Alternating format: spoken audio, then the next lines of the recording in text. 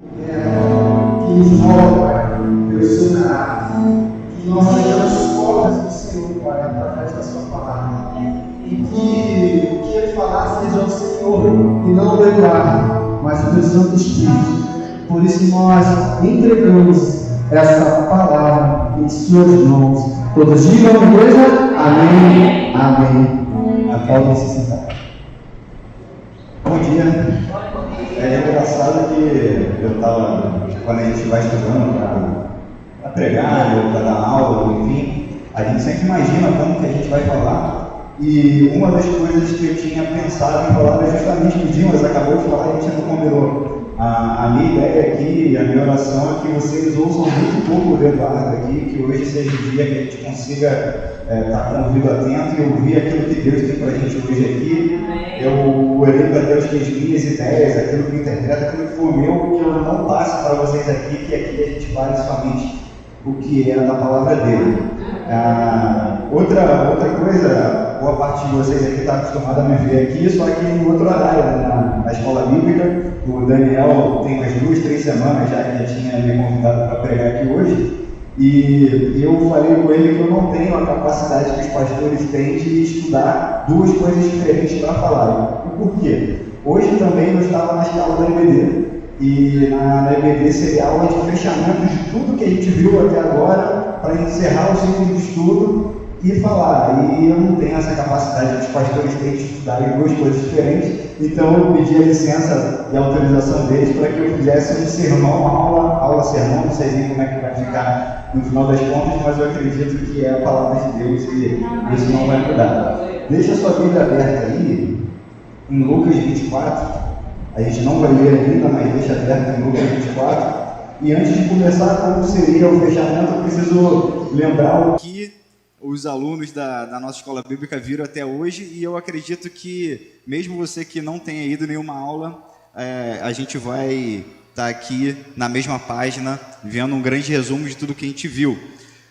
A gente estudou 15 domingos seguidos sobre a cruz de Cristo. A gente se dedicou a um livro de um cara que era um cara que dedicou a vida a estudar a Bíblia, um cara que amava Jesus, que já faleceu, que é o John Stott. E a gente estudou o livro dele, A Cruz de Cristo. E a gente percebeu que a cruz de Cristo vai muito além daquela nossa leitura rasa, né? Do que foi a crucificação, do que foi aqueles momentos tão terríveis de Jesus. E para a gente entender a importância da cruz, a gente precisa dar um grande passo atrás. A gente vai lá para o Bereshit. O que é isso? É uma palavra hebraica que eu estou falando aqui só para quem não vai na EBD acreditar que eu sou professor. E essa palavra significa no princípio. O Gênesis, o nosso primeiro livro da Bíblia, que é para os judeus o primeiro rolo do Pentateuco, né, que é o Bereshit, que significa literalmente no princípio. Então, para a gente entender a cruz, a gente precisa voltar tudo lá para o início da história. E Moisés, quando escreveu Gênesis, ele disse o seguinte, que Deus criou, não havia nada e Deus criou o mundo. E quando a gente pensa na criação, a gente não deve pensar só aqui no planeta Terra, mas Deus criou o universo. E tudo aquilo que Deus foi criando, ele foi vendo que era bom, até que chegou o momento que ele criou o homem e a mulher. E quando ele criou o homem e a mulher, a sua imagem e semelhança, ele viu que era muito bom. E ele vendo que era muito bom, ele decide escolher a humanidade, o homem e a mulher, como seus representantes na terra. E seus representantes não no sentido de donos. Nós não somos donos daqui, nós não fazemos aqui o que a gente bem entende. Nós recebemos de Deus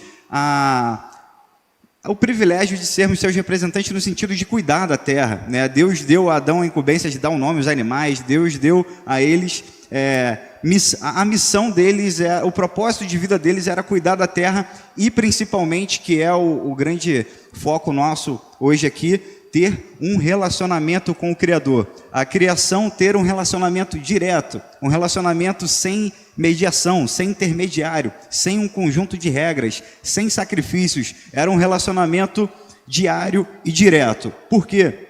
Moisés ensina que dia após dia, todos os dias, Deus ia no Jardim do Éden visitar na viração do dia, que é uma expressão bonita para pôr do sol. No finalzinho ali do dia, quase virando noite, Deus descia ao Jardim do Éden para conversar com Adão e com Eva, para ter um relacionamento, para eles terem uma comunhão direta. Esse era o propósito original, a criação ter acesso direto ao Criador. Mas, em determinado momento, Deus falou assim para eles: olha, a gente não vai ter aqui um conjunto de regras de como vocês vão ter acesso a mim, mas tem uma única coisa que vocês não podem fazer, que é tocar naquela árvore ali. Aquela árvore tem o fruto do conhecimento do bem e do mal. No dia que vocês tocarem ou comerem daquele fruto, certamente vocês morrerão. Eles guardaram isso e foram vivendo a vida deles. Até que um momento surge um personagem representado ali pela serpente, o diabo, e o diabo faz aquilo que ele sabe fazer de melhor, que é distorcer as palavras de Deus, que é trazer uma realidade que não existe, que é enganar. O objetivo do diabo é tão somente nos enganar, trazer coisas que parecem ser boas, trazer coisas que parecem ser corretas e que na verdade não são. A serpente, o diabo, se apresenta para Eva e fala assim: Eva, está vendo aquela árvore que Deus falou para vocês não comerem, é do conhecimento do bem e do mal? Já viu como aquela árvore é bonita? Já viu como aquele fruto é bonito aos olhos e com certeza uma fruta muito boa? Se vocês tocarem ou comerem, vocês não vão morrer não. Isso aí Deus não explicou para vocês direito. Vocês não morrerão de fato. Vocês vão se tornar igual a Ele. E isso cresceu os olhos de Eva. Ela achou a ideia interessante. Ela caiu na lábia do diabo. Convenceu Adão. Os dois comeram do fruto. E quando eles comeram no fruto, eles morreram? Não, eles não caíram duros ali, não foram fulminados, eles não morreram fisicamente, mas eles morreram ali espiritualmente, porque todo o propósito da criação foi jogado no lixo naquele momento. E eu queria convidar a gente a pensar que a queda de Adão e Eva, e eu vou colocar a nossa queda, porque eles representam a gente, eles representam a humanidade. A nossa queda não só nos prejudicou enquanto humanos, né? O relacionamento que foi prejudicado não foi só do ser humano com o Criador, mas sim de toda a criação. A criação sofreu junto, porque o propósito todo da criação passava por um grande responsável, que era o ser humano, que era o representante de Deus, feito à imagem e semelhança na terra. E você pode estar pensando: Eduardo, foi só um erro, mas foi uma quebra de confiança, foi uma desobediência que não existia. O projeto original de Deus ali para Adão e para Eva era um relacionamento direto. E qual o grande problema? Nós cremos que o Deus Criador é um Deus totalmente santo e justo. Ele não compactua, ele não consegue ter um relacionamento com o pecado. O pecado é algo que rompe a relação entre Deus e o ser humano, entre Deus e a criação.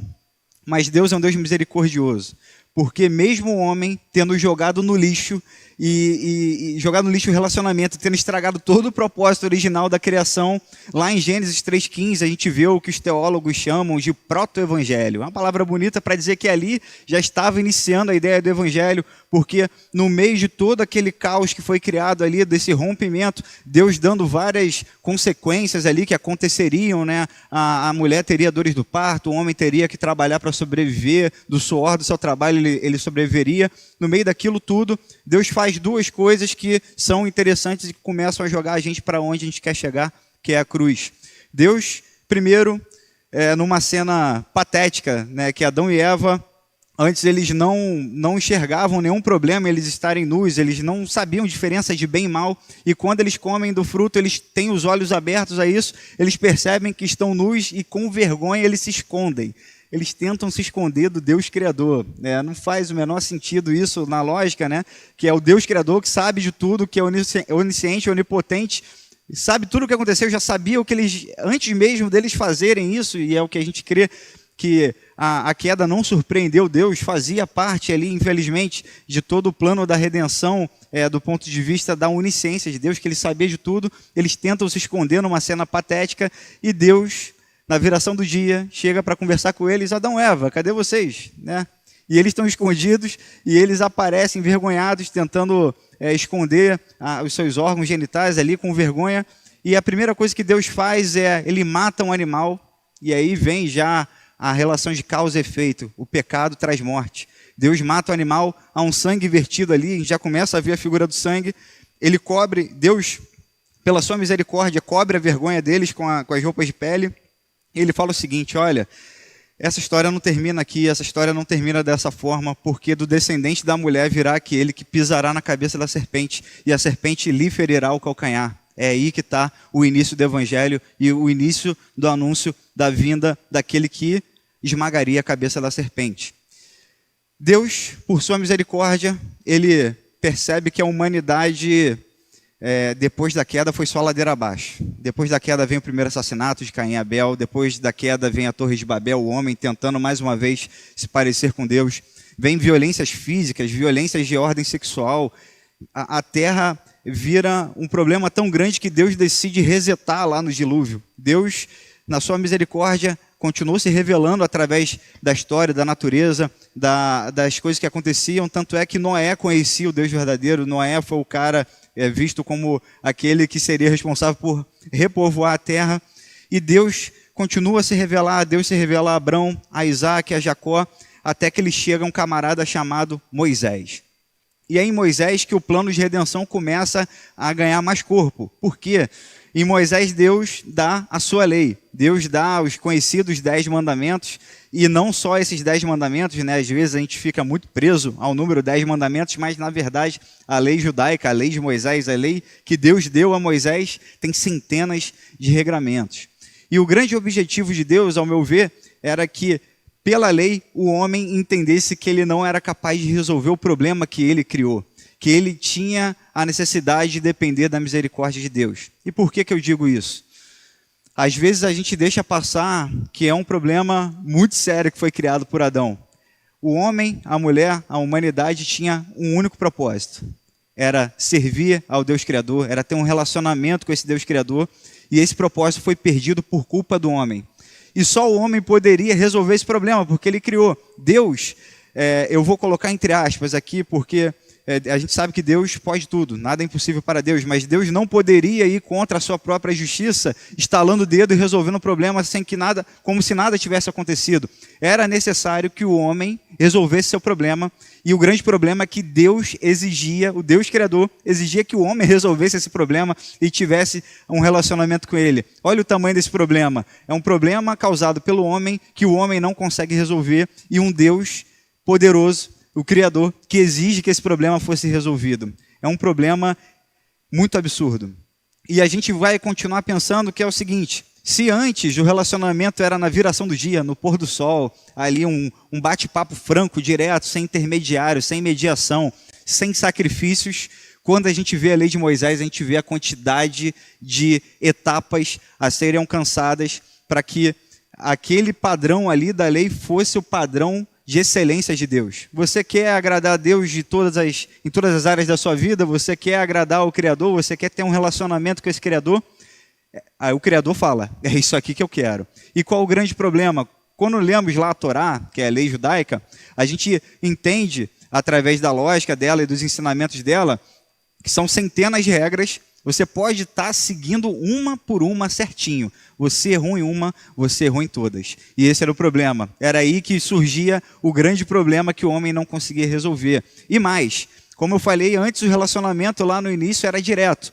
Como entrou o pecado, e o pecado, como nós aprendemos em Romanos, o salário do pecado é a morte. Eles não morreram fisicamente, mas eles morreram espiritualmente. O relacionamento com Deus Criador foi rompido, e o que era direto tornou-se algo completamente burocrático, com um monte de regras. E pior, o povo como um todo, o povo de Deus, o povo judeu, o povo escolhido, não tinha acesso direto a esse Deus. O acesso a Deus era representado pela Arca da Aliança, que nós já ouvimos várias vezes. E essa Arca da Aliança, ela ficava num lugar chamado Santo dos Santos, que era separado de todo o tabernáculo. O tabernáculo era um lugar especial que foi pedido por Deus para ser construído, que tinham vários lugares especiais, e que a última etapa, o lugar mais longe, o lugar mais inacessível, separado por um véu, era o Santo dos Santos, que tinha a Arca da Aliança, que representava a presença de Deus. Ou seja, Deus tinha revelado a Moisés de uma forma física, material, que ele não estava disponível. A porta não estava aberta, o véu estava fechado, e só um cara, no dia do Yom Kippur, que é o dia que até os judeus comemoram até hoje, que é o dia do perdão, uma vez ao ano, e é só uma vez ao ano, só uma pessoa, que era o sumo sacerdote, ele tinha que cumprir uma série de sacrifícios para perdão dos seus pecados, e só ele tinha acesso ao Santo dos Santos para fazer o sacrifício que trazia o perdão do pecado do povo. Olha o problema que nós criamos. Se nós antes era só a gente sentar no final da tarde e conversar com o Criador, agora existem centenas de regras a serem cumpridas e as centenas de regras não confirmam ou não garantem que eu, Eduardo, que se eu não fosse o sumo sacerdote, que eu teria acesso a esse Deus, que eu teria que ter um intermediário, um representante para fazer essa conexão. E onde que entra a cruz? Depois dessa lei vir, e nós aprendemos com Paulo, ele escrevendo para a igreja da Galácia, das igrejas da Galácia, os Gálatas, ele explica que a lei não veio para justificar, a lei veio para condenar. E por quê? Porque a lei mostra de uma forma clara, uma forma muito clara, que o homem não é capaz de resolver esse problema. O homem criou um problema que ele não consegue resolver. E a gente vê pela história bíblica guerras acontecendo, nós vemos reis vindo, reis indo, até que vem um período de cerca de 400 anos que as profecias acabam. E essas profecias que existiam eram profecias que diziam, olha, essa lei aqui é a lei de Deus, essa lei aqui é o que Deus quer da gente, mas vai vir o Messias, vai vir aquele que de uma vez por todas vai nos tirar dessa prisão que nós vivemos, dos cativeiros que nós vivemos. Nós sabemos que o povo judeu, um povo foi cativo, escravizado, foi escravo durante várias etapas da história. Eles foram escravos dos egípcios, dos babilônicos, dos medo-persas. É um povo muito sofrido, o povo judeu. E eles tinham a esperança, através das profecias que eles ouviam, que viria o Messias. E o Messias significa o rei ungido, aquele que viria reinar Israel, que viria libertar Israel. Eles tinham essas profecias. E durante cerca de 400 anos, as profecias acabam. Deus não fala mais nada. 400 anos, mais de 4 gerações em que ninguém sabe mais nada de Deus porque ele ficou quieto. Até que um dia, um anjo aparece a Maria. Maria é a mulher contemplada para receber Jesus Cristo, nosso Senhor. O Espírito Santo concebe em Maria Jesus de uma forma miraculosa. O Jesus vem para ser filho de José e Maria, mas eu queria trazer para a gente aqui algo que é um mistério, tá? A gente não vai conseguir explicar aqui de forma lógica, mas Jesus não veio como um semideus. Né, eu sempre gosto de puxar lá da mitologia grega, né, tem a figura do Hércules, né, que é o filho de Zeus com alguma humana que passou, e é por isso que ele é meio homem, meio Deus. Jesus não tem nada a ver com Hércules. Jesus confunde a nossa matemática. Jesus não é 50% homem, 50% Deus. Jesus não é meio homem, meio Deus. Jesus é homem. Jesus foi homem enquanto ele veio aqui, e Jesus é Deus. Quanto Jesus, que é o verbo que se fez carne, que nós aprendemos lá em João, capítulo 1, versículo 1, Jesus é o Deus encarnado aqui na terra. Ele é 100% homem, 100% Deus. Não me pergunte como que isso explica, porque Jesus é algo que não cabe nos nossos conceitos, nas nossas ideias, na nossa mente limitada. Jesus é muito maior do que isso. E Jesus veio dessa forma exatamente para resolver o nosso problema criado por nós. Jesus era o único ser e foi o único ser capaz de resolver o problema, porque sendo homem, ele era capaz de resolver o problema que o homem criou, e sendo Deus, tendo o Espírito de Deus vivendo nele, ele conseguiria ser o único homem perfeito, o homem que conseguiu cumprir todas as leis que Deus deu a Moisés e cumprir também todas as profecias. Jesus, e é por isso que Jesus diz que ele não veio abolir a lei, ele não veio acabar com a lei é necessária. Nós vamos ver aqui no estudo de hoje, no sermão, estudo de hoje, que as escrituras, o Antigo Testamento, as leis de Moisés, os salmos e os profetas são importantíssimos para a gente até hoje, e Jesus veio cumprir tudo isso. E o principal que eu queria trazer aqui, antes da gente entrar na ressurreição, eu prometo que eu não vou me alongar muito, né? Eu esqueci de avisar, não vai ter EBD depois, então não se preocupa muito com o horário, eu nem vou emendar até 11h30, mas também não vai ser tão rápido quanto normalmente é. E Jesus, ele vem cumprir tudo, e ele vem cumprir algo que era problema nosso, e é isso que eu gostaria de começar, que a gente pensasse. Não foi Roma única, exclusivamente, que condenou Jesus. Não foram os fariseus, os saduceus, não foram ali os soldados romanos os únicos culpados em bater em Jesus, em trazer vergonha, em trazer uma situação vexatória, deixar ele nu, rasgar as vestes dele, cuspir na face dele. A culpa é nossa principalmente. O motivo de Jesus ter ido à cruz é o nosso pecado.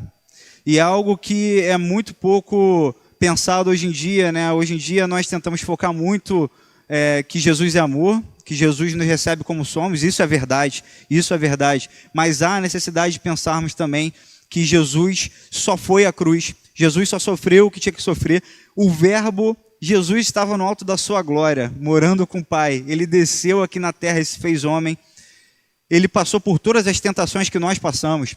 Tenta pensar, lembrar alguma tentação que você viveu na sua vida, Jesus também passou, alguma dificuldade humana, alguma tensão de vida, algum sofrimento humano, Jesus também passou e ele não precisava porque ele é santo. Inclusive até como homem, ele não pecou, Jesus viveu uma vida perfeita. Jesus não tinha nada que colocasse ele ou imputasse nele algum grau de culpa. Jesus era perfeito e Jesus se entregou por nós. E eu queria convidar a gente a pensar também que o sofrimento de Jesus, ele, quando está lá no Getsêmani, suando sangue, tenso, pedindo ao Pai que, se fosse possível, que afastasse o cálice que, ao nosso ver, continha a ira de Deus, Jesus não estava com medo dos romanos, Jesus não estava com medo, suando sangue, apavorado pelas chicotadas que ele tomaria, pelas pancadas que ele tomou, pela lança que perfurou ele não estava apavorado com nada físico. O pavor de Jesus tinha um nome, a ira de Deus Pai. E por que isso? Vamos construir. Deus é um Deus santo e perfeito. Deus é um Deus justo, totalmente justo. E Deus também é um Deus que é totalmente amor. E Deus amou o mundo de tal maneira que deu o seu Filho. O que isso significa? Jesus veio resolver o problema criado por nós. E na cruz, naquele momento da cruz, eu queria convidar a gente a imaginar Jesus depois de ter passado dias apanhando, sendo ridicularizado, sendo desafiado, tendo suas vestes rasgadas, nu, ensanguentado, cheio de pancada, sangue para todo lado, cravado na cruz, e os pregos da cruz que às vezes nós vemos nas peças, né, da Páscoa, não é aquele prego bonitinho, eram pregos de mais de 20 centímetros de ferro, possivelmente feitos de uma forma bruta ali, que não era algo como nós imaginamos. Jesus com as mãos e pés cravados na cruz, e a cruz era feita de uma engenharia talvez das mais demoníacas que existiram. Roma construiu a morte de cruz, que era a morte mais cruel que existia na época, de uma forma com que quem estivesse ali, na grande maioria das vezes, não era morto pelos cravos, pelas pancadas, mas asfixiado, porque a forma que a pessoa ficava na cruz formava uma pressão no tórax que ela tinha dificuldade de respirar.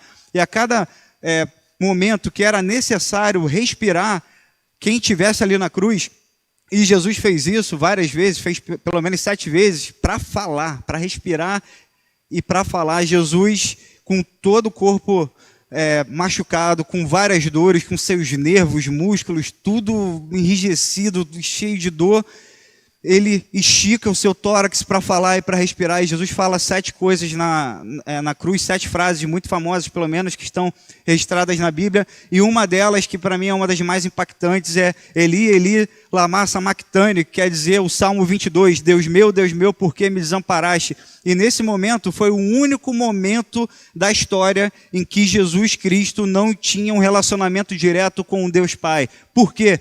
Porque estava escrito lá no Antigo Testamento a profecia que maldito seria aquele que fosse pendurado no madeiro. E Jesus se tornou maldição, Jesus se tornou pecado, e nesse momento Deus Pai o abandonou. Deus Pai não tem relacionamento, o Deus Criador, o nosso Deus, não tem relacionamento com o pecado. Ali Jesus ficou separado de Deus.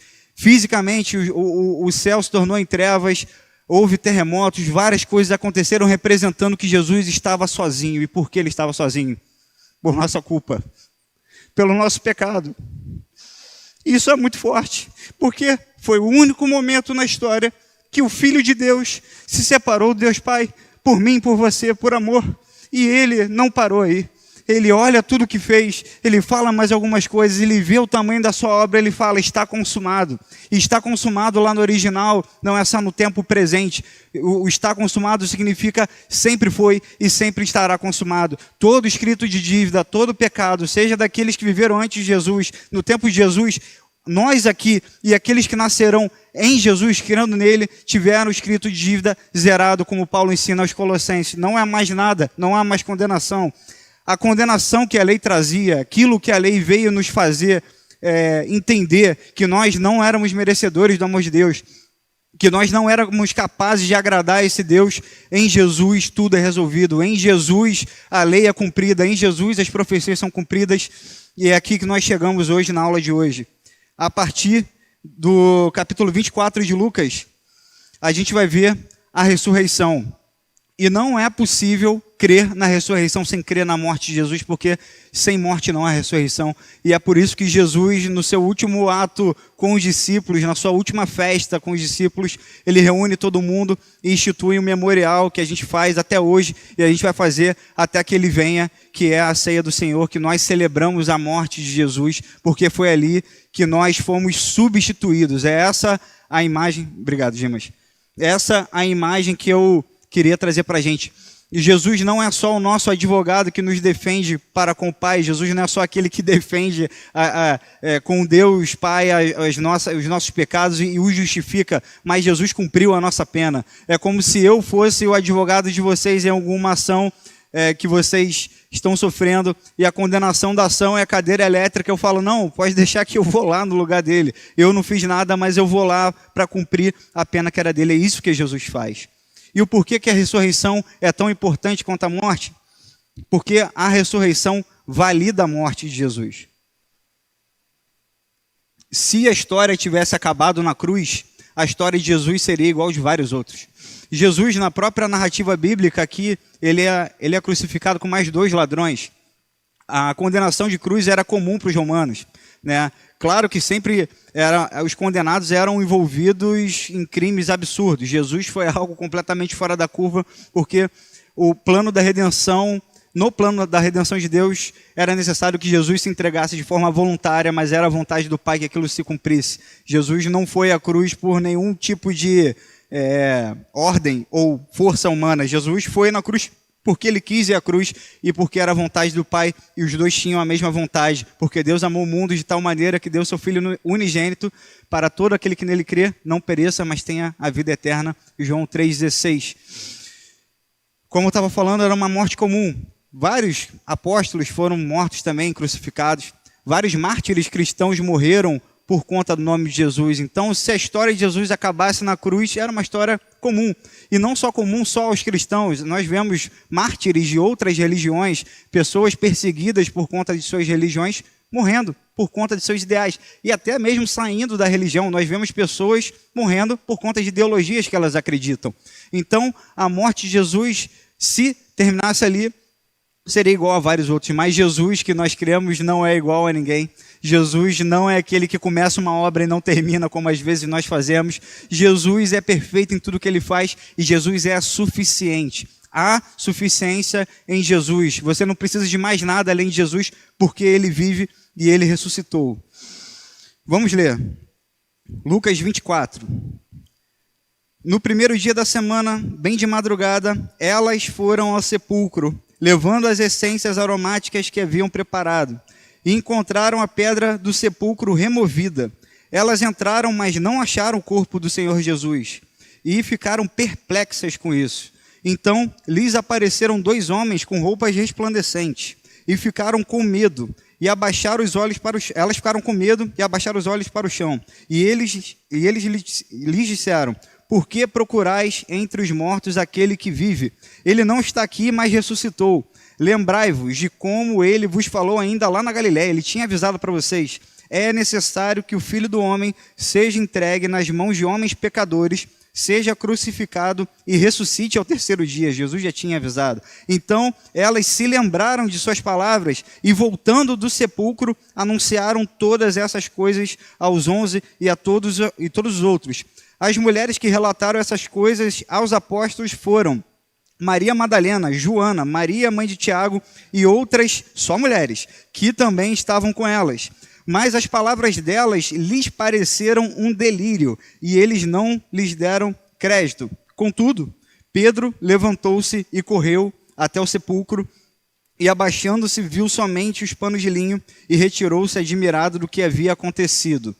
Eu sei que o sermão batista padrão são 3, né? Geralmente 3 pontos, mas hoje eu só vou fazer 2 perguntas, porque o meu objetivo metade era relembrar tudo que a gente viu até chegarmos aqui, e a metade final fazer 2 perguntas. A primeira pergunta é: será que nós estamos procurando Jesus nos lugares errados? Será que a gente tem procurado Jesus? A gente sabe das profecias, a gente sabe de tudo que Jesus fez, a gente andou com Jesus, mas mesmo assim nós estamos procurando Jesus nos lugares errados? E antes de começar a desenvolver essa pergunta para a gente pensar, eu queria fazer um parênteses. Eu creio absolutamente, sem nenhuma dúvida, que isso aqui é a palavra de Deus, isso aqui é a verdade. Primeiro, por conta da fé, porque o Espírito Santo me convenceu disso. Mas, para além disso, existem pessoas que acreditam, primeiro, que isso aqui é uma grande fábula, que pessoas escreveram isso aqui como uma história muito boa, uma história rica, uma história muito inteligente, algo que traz ensinamentos, provérbios, sabedorias, mas uma história escrita. Há alguns também que dizem que, como a Bíblia foi escrita por vários autores, e entre esses autores tem mais de 1000 anos de diferença, e que é um livro milenar, e durante vários anos várias pessoas mexeram aqui e maquiaram aqui, que há coisas aqui maquiadas. E por que eu não consigo acreditar nem que é uma fábula e nem que há uma maquiagem aqui? Pelo simples fato da Bíblia não esconder problemas. A Bíblia, quando a gente vai para o Velho Testamento, praticamente todos os heróis da fé fizeram uma coisa ruim, algum pecado. Uns adulteraram, outros assassinaram, outros traíram a própria confiança do povo, outros traíram a própria confiança de Deus. E isso não é maquiado na Bíblia. No Novo Testamento também não é diferente, há vários problemas. Pedro, Paulo, brigas entre eles ali do que ia fazer, o que não ia fazer, entendimentos errados. Pedro pensando ainda de uma forma hipócrita, porque ele almoçava com gentios, né, com aqueles que não eram judeus, mas quando chegavam os apóstolos ele saía, fingia que não estava comendo. Problemas existem. E por que eu estou falando disso? O que isso tem a ver com a gente? Vocês repararam? Elas foram ao sepulcro. Lá na época de Jerusalém, o contexto histórico de Jerusalém, e no contexto judaico, a palavra da mulher não tinha crédito. É por isso que no versículo 11, os discípulos acham que elas estão delirando e não lhes deram crédito. Se fosse uma história maquiada, inventada, jamais o principal evento da história da redenção da criação, a ressurreição de Jesus, não seria, primeiro, revelada para testemunhas mulheres, porque elas não teriam crédito na sociedade. Se fosse mentira, a gente ia pular aqui e ia chegar em Pedro. Pedro teria ido ao sepulcro, viu que Jesus não estava lá, e de alguma forma Pedro saberia que Jesus ressuscitou, mas a Bíblia não esconde a verdade, seja boa, seja ruim, e é por isso que a gente crê que é a verdade de Deus. Fechado parênteses. A pergunta é: será que estamos procurando Jesus nos lugares certos? Nós vemos aqui essas mulheres, elas eram discípulas de Jesus, elas caminhavam com Jesus, elas estavam lá na Galileia quando Jesus pessoalmente falou para elas: olha, é necessário que o Filho do Homem, que eu seja entregue a homens pecadores, que eu morra na cruz e eu vou ressuscitar. E elas, com a maior boa vontade do mundo, elas separaram as melhores essências aromáticas com a melhor vontade, a boa vontade do mundo, para ir lá e limpar o corpo de Jesus, tentar postergar ali a deteriorização do corpo, e tentaram pensar, vamos chegar lá, vamos embalsamar, vamos dar mais tempo para o corpo deles. Elas, mesmo tendo ouvido do próprio Jesus que eles ressuscitariam, elas foram ao túmulo visitar um Jesus morto. Elas foram no lugar errado. Além disso, Pedro estava na Galileia. Pedro tinha sido usado pelo próprio Espírito de Deus para ser revelado a ele, para os apóstolos que estavam ali, que quem era Jesus? Tu és o Cristo, o Filho do Deus vivo. Tu és o nosso Messias, tu és o Rei ungido, tu és aquele que vai nos libertar. Pedro, que havia ouvido tudo, que tinha convivido com Jesus dia após dia, que tinha andado por sobre as águas, que tinha visto várias e várias coisas. Pedro, que tinha recebido essa revelação, Pedro também vai no lugar errado. Pedro vai no sepulcro, sem crer que Jesus havia ressuscitado, para confirmar que a palavra delas era verdade ou não, mas ele foi sem crer que Jesus havia ressuscitado. Mas essa não foi a primeira vez que isso aconteceu. Lucas capítulo 2, a partir do 41. Lucas capítulo 2, a partir do 41. Seus pais, José e Maria, iam todos os anos a Jerusalém para a festa da Páscoa. Quando Jesus completou 12 anos, eles subiram para Jerusalém, de acordo com o costume da festa. E passados os dias da festa, ao regressarem, o menino Jesus ficou em Jerusalém, sem que seus pais soubessem. Pensando que estivesse entre os companheiros de viagem, andaram o caminho de um dia, passaram o dia inteiro procurando Jesus, e passaram a procurá-lo entre os parentes e conhecidos. Como não o acharam, voltaram a Jerusalém em busca dele. Olha o 46.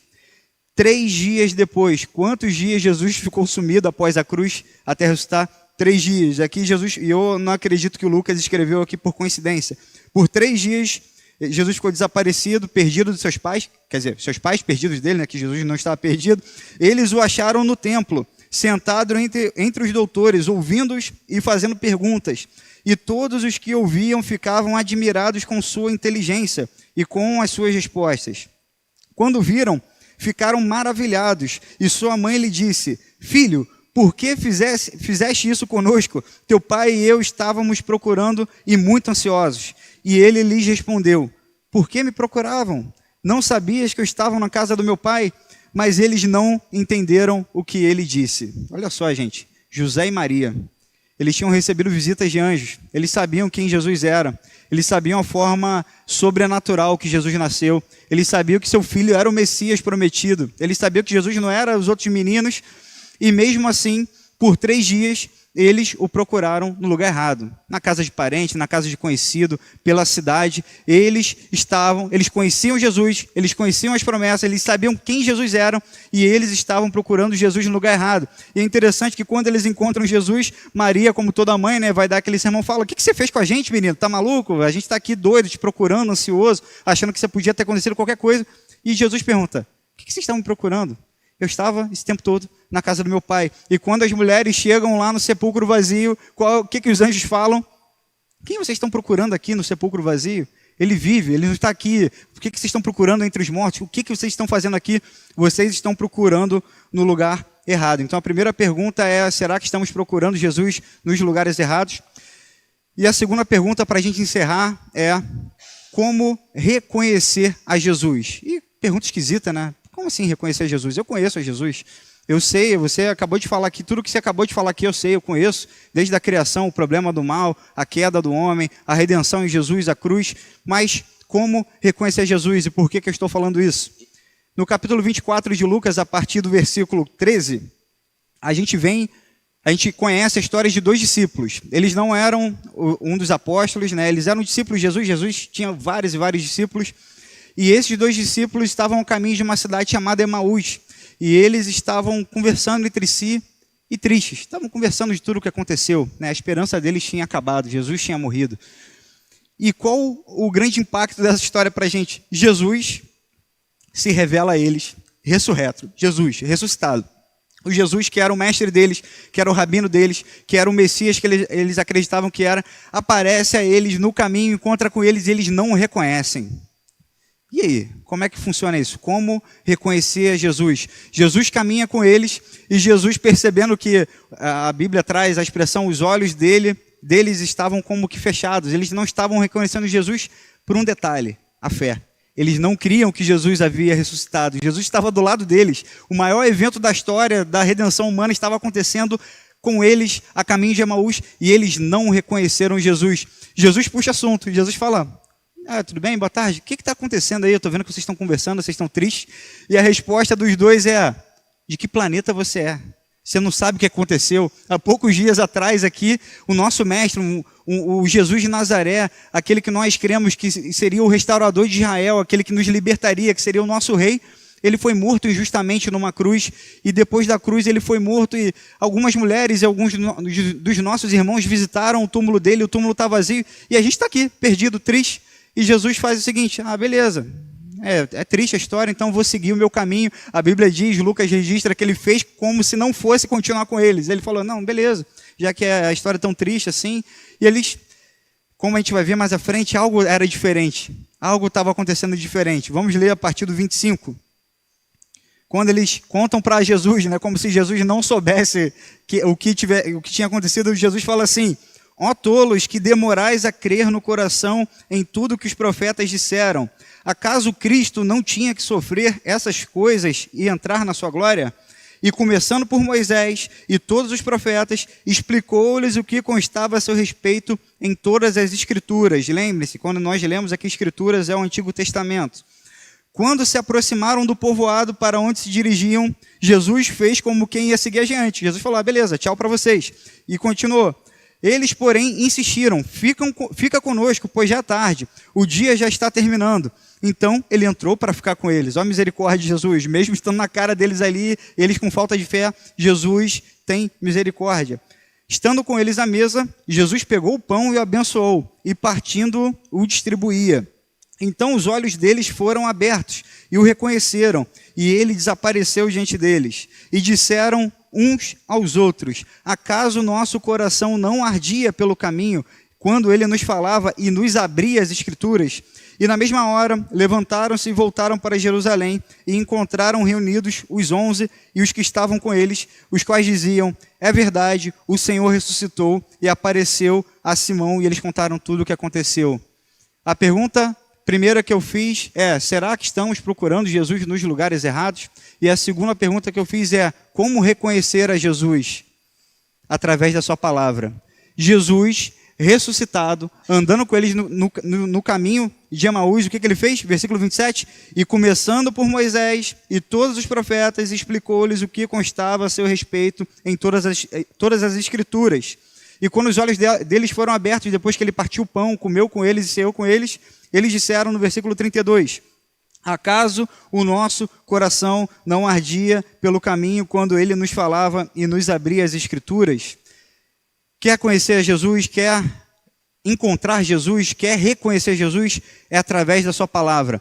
E eu não estou falando aqui que é para você se trancar num quarto, num monastério e só ficar estudando a Bíblia e virar um teólogo, virar um doutor da lei.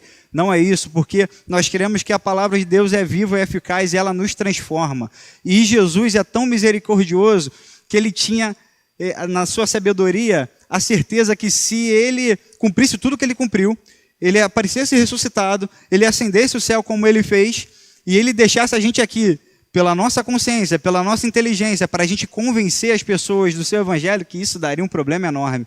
O que Jesus faz quando ele ascende aos céus?